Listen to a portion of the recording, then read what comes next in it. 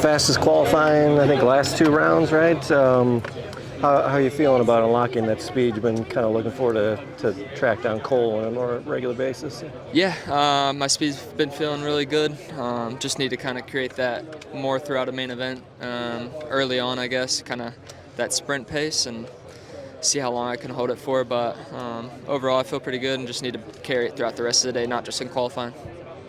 And you had a bit of a get-off last week, right? Any lingering effects or anything? Just banged up. Nothing that's going to hinder me this week, but yeah, just my knee and my hip a little bit banged up. But only rode one day this week to kind of help that heal, and otherwise feeling really good. Okay. And just one finished off the podium this year really well. How are you feeling this season compared to how you did last season, which was feeling really good. Yeah, just every race on the podium, besides 4 out of the 5 races on the podium so far. So consistency has been good, and we're still in a great spot. Only 9 points out of the championship, but definitely want to get some points back and start clicking off a few more wins. And I don't know if you've walked the track or anything that looks like a good challenging spot or passing spot or anything? Or? Yeah, it looks pretty fun. The rhythms look pretty big, peaked up. I like this switchback section across the start. That should create for some good passing opportunities, and yeah, dirt looks really good as well. Sweet. All right, thank you. Good Thanks. luck. All right, podium last week. Big bounce back. Through the years you've been slowly gaining. From A1, how you feeling now? I feel back to 100% now. I feel like after that Birmingham, we had that week off, or before Birmingham, sorry. Just really got time to really just recover and just take some time off. And it's been going really good. So Birmingham, we got top 5. I thought that was awesome. And then a week later, we get on the box, right? So it's trending the right way. But man, I just felt like last week was. It was only 3rd place, but it was like a win for us, right?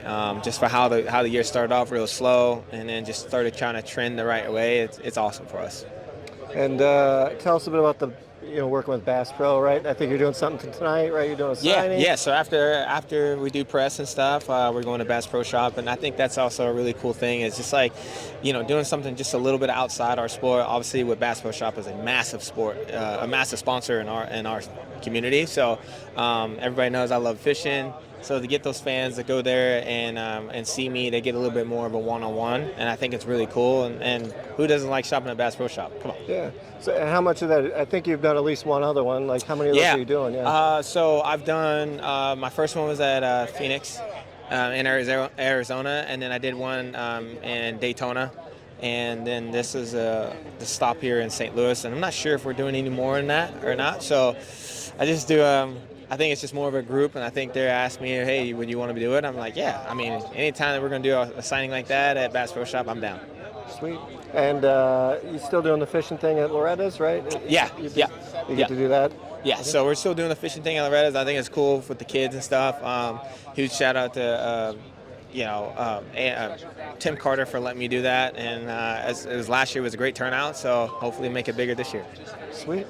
All right, so qualified 8th last week, finished 11th, but it's good steady improvement. Yeah, been a lot better. Speed's getting better in practice, qualifying in the top 10.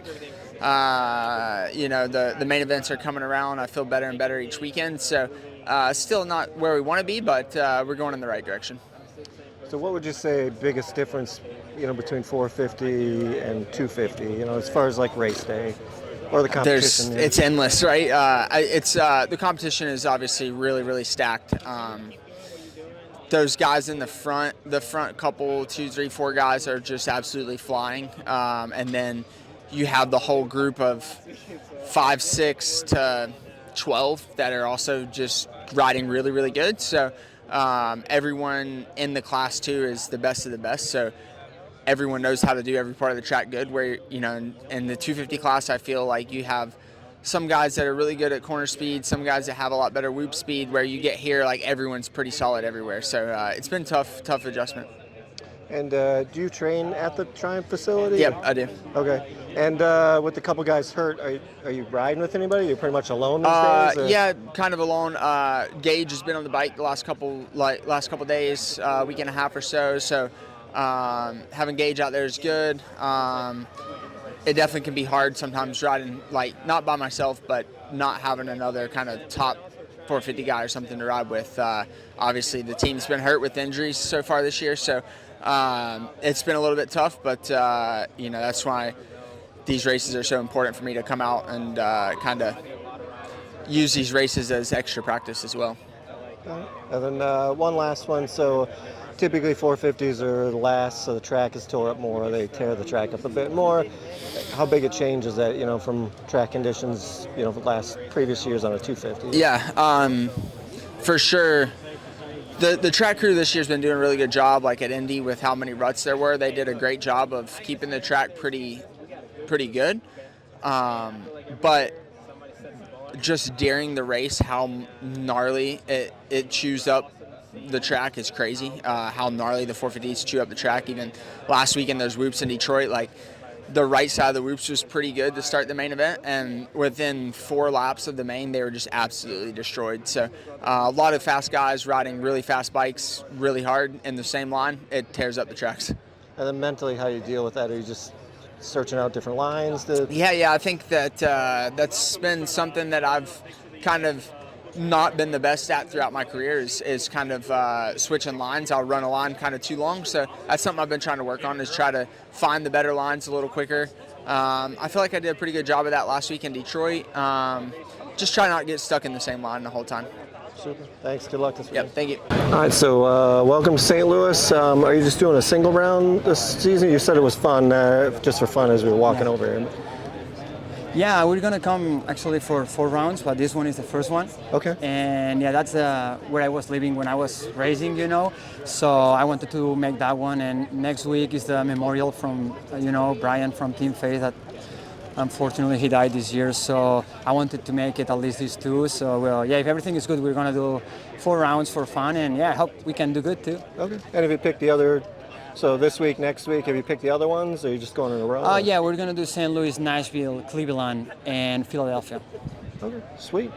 And when's the last time, I didn't look up, when's the last time you raced one in the U.S.? It was last year. Last year? year, yeah, Salt Lake City. Okay. So you've been doing like one a year for fun? Is that kind of your...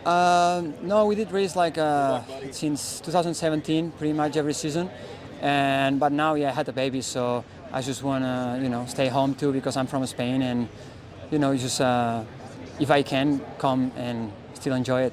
Absolutely. What's it like racing in front of the U.S. fans for you? That's amazing, like EMA Supercross is the best championship in the world, so it's amazing to still be here. And I'm 36, so I'm getting older, but we still have fun, so I want to do it till I still have fun riding the bike, Yeah. And how's the fan base in Spain? I know the broadcast's available in Spanish, and they do it internationally. Is there a good following over there for people that watch you? Yeah, Tommy and Edgar, they're doing a super good job with the Spanish, channel, and especially for South America, that's really big, and they do a really, really, really good job on that. And in Spain, everywhere in the world, if you like motorcycles, you watch Supercross, so I feel that's big everywhere. Sweet. And did you just fly over and you're going to race? Have you been riding Supercross recently to get? We didn't have able to ride, to train, nothing. Look, my boots new, everything new. So yeah. You're crisp. No, I didn't even rode or train or nothing. So we have to take it easy in the first one, and tomorrow a little better. Yeah. Perfect. All right. Just saw you walk the track. Anything of note? Looks challenging, or here the dirt's amazing. It's soft, but it's amazing, and it's the best championship in the world, so it's the best tracks in the world, the most technical and most difficult ones, so it's always something challenging, but we have to manage it on the way that we can have fun. Sweet. Thank you. Good luck this weekend. And so here with Iziah Clark in St. Louis. Why don't you tell us how your Detroit went last week? I know you qualified pretty good, but then had a little mishap. Yeah, Detroit was okay. Like I was a little off pace all day. I don't know. I've always just kind of struggled there with that dirt. Just something to do with just not flowing with my corners there. I made a mistake. I jumped on a red cross flag. That was my bad. I did that in the heat race, and then I also got taken out after that. So then that was kind of like a double whammy in the heat race, and then LCQ, just bad start, some LCQ carnage, the usual, and I just botched that. So I think I came in like power ranked for 10th place, and then I didn't make the main event. So that was a pretty big hit for me. Like I should have been up there, should have been in the main event battling, and I wasn't. So that kind of sucks pretty bad. Yeah, and how were you in qualifying? Like where were you? Because you've been like right around the low teens, right? I mean, you've been pretty good qualifying. I was at first, and then I just like that next step that you usually take in qualifying. Like you throw a good lap down, and then you figure some stuff out. You throw a better lap down. I just never got that better lap.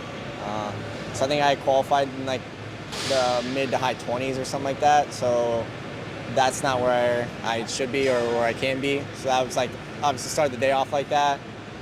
But yeah, just work on my qualifying this weekend. They say the track looks soft, like Indy. I liked Indy a lot. I qualified good there, so yeah, it's gonna be good. And how different is your mindset in qualifying versus just trying to get that one sprint lap? Is that much different than a normal like lap in a main event? Yeah, I mean it's different for sure. Like you want to get the track down and you want to like learn the racecraft of the track. But then at the same time, you want to throw some hero laps down. So it's like, I guess that's something I'm still working on is I struggle with qualifying pretty much every weekend, but then I can go out and I can race a lot better than I qualify. So yeah, just still trying to focus on that. Okay, and this will be round 6 for the East. Like how are you feeling overall for the season so far, It's been good. I've had a few good rides. I haven't like had that ride where I was like, okay, like I'm super happy with that. Like even like my decent rides, I'm like, like still a little disappointed. Like I just still haven't had that breakthrough ride that I'm looking for. A little bit of like the last 2 weekends of just racing incidents going down. So I think I'm pushing harder, but I'm making some mistakes. So I think if I can just kind of level it out, it's gonna be good. And mistakes yours, or you just kind of get caught up in the chaos? You think where you're at in the pack? I mean, there's definitely like I feel like everyone makes mistakes, so I try to limit those. But then a lot of it's just like chaos, just getting caught up in the chaos of the racing. So if I can just work on my racecraft a little bit better, and I'm learning every weekend, and yeah, I think once I dial that in, everything's gonna be good. So how different is an LCQ versus just say a heat race? Like what? You got to get that top 4, but like the mindset, is it just, they're always talking about how much crazier it is, from a fan point, on TV. Is it really that crazy out on the track? Yeah, for sure. Like, I don't know why. Every time I go in LCQ, I just botch the start. Like, usually I'm a pretty good starter until I get in the LCQ, and I don't like, just stupid stuff happens. And then I'm in the back with some riders that I'm not used to being around, and it's like, they cross over, they do different things that I'm not quite used to, and then I ride timid. So it's like I just need to get a good start and get out there. But honestly, I don't even want to be in the LCQ. I don't, if I just ride like I can, I feel like I should be in there. Yeah. But, if you don't get a good start in the LCQ, or you just kind of breathe through the first lap, try to survive, and then start racing. I mean, It's not that long either. Yeah, it's short. It's a short race. So honestly, like I don't try to settle and then go. Like I just go. And then, like last weekend, I just went and got caught up in some chaos. When if I was maybe a little bit more patient, I wouldn't have. But I don't know. It's just part of it. Learning every weekend, and yeah, just learning all the new variables every weekend. Okay. And you've been working anything in between the rounds? Yeah, obviously lots of starts. Roll speed through the corners. Learning to set the track up differently. Just sprint laps. I've been doing a lot of sprint laps, trying to get my raw speed up. So, I mean, if I can ride like I do in practice, I'll be good. So I just got to figure out and transferring that over. And who, like during the week, who you're practicing with in Oklahoma? Do you ride with other people, or? Yeah, I got a handful of us. My buddy Ronnie Orris, Colt Nichols, Benny's hurt, but Benny Bloss, Justin Bogle. Trey Kennard every once in a while, and then Robbie Raynard is coaching us. So, I mean, he's got plenty of good pointers, and I think we're making good steps. I just have to transfer them over to the race. Sweet. You want to thank anybody here? Yeah, like Jeff Schultz of Storm Lake Honda, my family, Buddy Brooks, like FXR, just like they keep me in some sick kits every weekend. That's super cool. Just the whole team, they've been doing a great job. AJ, Dan, Buddy, everybody. So, yeah, I can't thank those guys enough. Great. Thank you.